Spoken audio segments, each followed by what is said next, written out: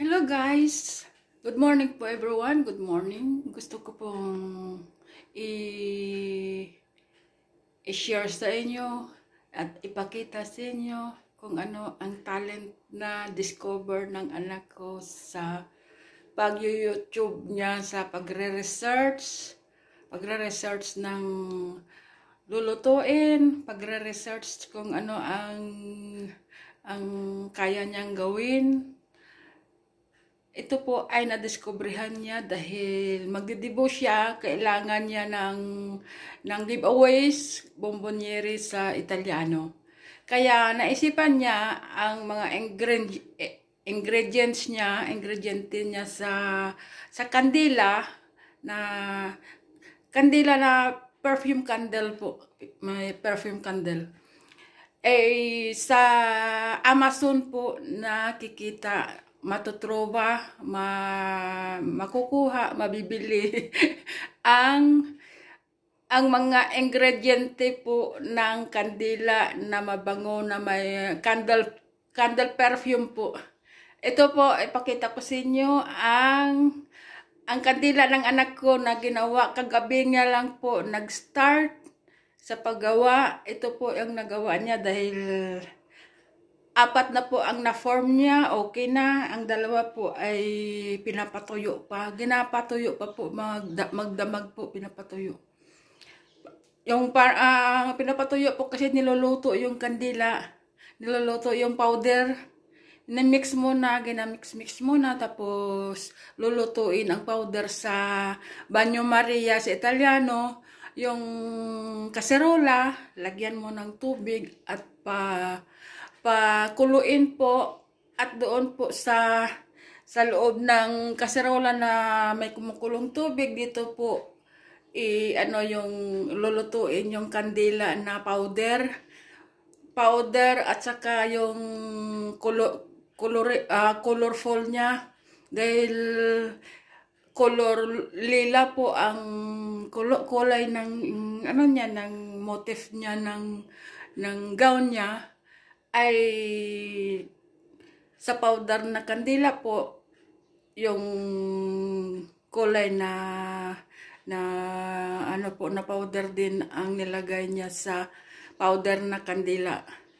Kaya dito niya po sa kumukulong kaserola po, ilagay doon sa kaserola ang kumukulo ang ito. At saka i-mix po. Ito kanina ako nagmi-mix ito.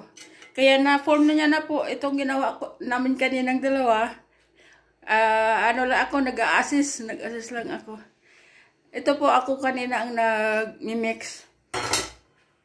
Ito po ang ginluto kanina sa kwan. Ito po ang puti, formahan po ito ng kandila. Ito po ang kandila sa gitna yung kwan. At saka po, pag natuyo, yung mga decoration po nasa ilalim dito po, sa ilalim. Yan. Ito po ang sisindihan, ang lubid niya, yung filo niya. Ang labas po niyan, ito na po, ang kandila na gawa ng anak ko yan. Tingnan mo, kaganda ng kandila. Yan. Ito po, 4 na po yung nagawa niya, 4. Ito po. Mamaya po, pag natuyo po ito, pag uwi niya galing school po. Pag natuyo na po ito, matumigas na kandila na siya. Pag tinanggal ito na po ang labas niya sa pag nilabas niya, dahil ang decoration po nasa ilalim ng misurahan ng measurement niya, ginama sa misurahan niya. Ito po ang decoration niya doon sa loob. Tapos ang form to po doon po sa loob po dito nandoon ang mga form po, ang form ng ng kandila po sa ang kanya, ang decoration. Tingnan mo ang decoration, yung mga flower. Ito yung niya, sindihan ng kandila ito. Kasi ito po, order niya po ito lahat sa Amazon. Ito ang kanya, yung lubid niya, yung ano niya, yung tawag nun, yung ano niya, parang sinulid niya, parang sinulid pag sa bunang-bunang. Parang sinulid ba? Yung ano niya, lubid niya, ito. Ito po, at saka yung ano niya, yung ilagay niya doon sa loob. At saka po yung mga ano niya, mga pang-wisik-wisik niya po, ang mga color 4, ito po, oh. Ito po, sari-sari pong kulay. May orange pink. Parang orange pink na to siya. Ito po ay white. White po. Ito ay silver. Silver gold pa ito. Parang gold to, gold. Gold ito. Ito po ang silver. Pang decoration po. Pang decoration. Ito po yung wisik-wisik niya dyan. Pag mabasa pa, ilagay na para magdikit yung magdikit yung ano niya, yung powder niya na may mga silver. Yan siya. Ang pabango niya po, ang pabango ng kandila po, ito po siya. Ito po ang pabango na nilalagay niya. Ito po siya ang pabango ng kandila. Pabango ng kandila po, ito siya. Kaya in-order po ito lahat sa Amazon po, sa Amazon. Kaya mamaya po, ito po ang powder na lila. Powder na lila. Ayan, powder na lila yan. In-order niyan sa ano. Lahat-lahat po ng ingredients siya sa Amazon po. Yan. Ito na po ang kandila niya. Ito. Kaya ginluto po namin yung powder. Ito po yung powder. Ito po ang kandila. Per kilo to, per kilo. Marami pa ito dahil gagawa po siya ng mga 50 pieces. Kung ang makaya ng powder na kandila po. Powder po to. Na ano pa yung matigas siya. Pero tutunawin sa mainit na tubig.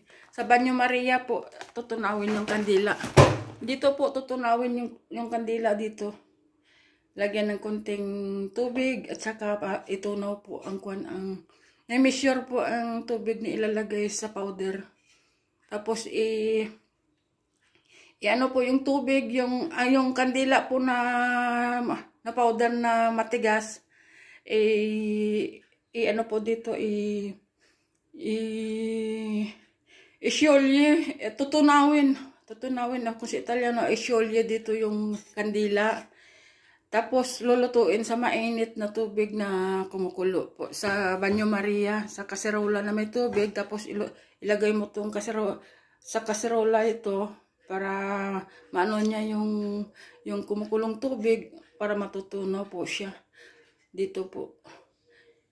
Tapos po, pag natunaw na po yan,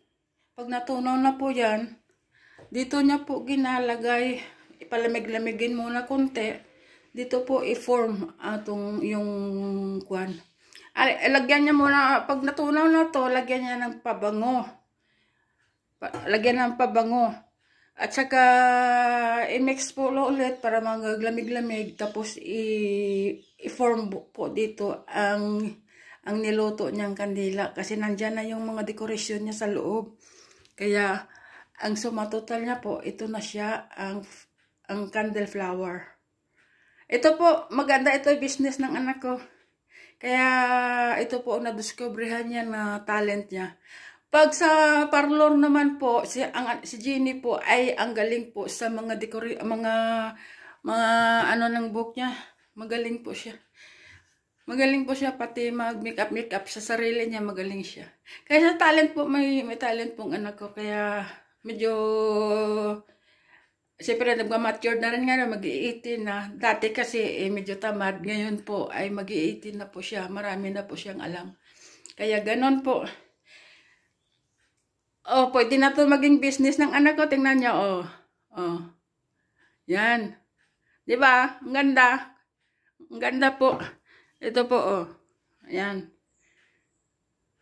Ayan po. O sige guys, ano ko lang po sa inyo, ipakita kung paano ang giveaways ng anak ko, handmade po ng anak ko ang ano niya, ang giveaways niya sa 18th birthday niya. Gawa po ng kamay niya. Na binili lang po ang mga ingrediente niya sa Amazon. Ay, sa malayong lugar pa to galing. Ang ingredients ng anak ko, malayong lugar pa to galing. Kaya gin-deliver. Dahil sa sweldo ng anak ko po, ito ang share niya sa birthday niya. Ang giveaways, ang decoration, kanya po yan. Then maganda din na may nag-isip siya, magtrabaho siya para may sarili siyang pera na hindi na siya hingi ng hingi. Yung mabili niya na ang gusto niya. Kaya ganun po. Thanks for watching po. Yan po ang for today's video po natin ay pinakita ko pa lang po, show ko lang po sa inyo kung ano ang paggawa ng handmade ng flower candle, perfume flower candle po ng anak ko. Okay guys, ako ay papasok na po sa trabaho. Thanks for watching. Sana magustuhan niyo po ang video po natin ngayon. Kung sino po ang mag-order po ng candle sa pag may gusto pong mag-order, handmade po ng anak ko, kung anong mga decoration. Siyempre, bibilhin ng anak ko yung decoration ng yung formahan niya. Ito, gawa nilang formahan. Formahan po to. Paglabas po nito mamaya, ito na po siya. Paglabas niya. Tapos patuyuin. Matigas niya na, matigas na siya, maganda. Okay guys, thanks for watching. Happy Wednesday po sa inyong lahat. Happy Wednesday po. Thanks for watching.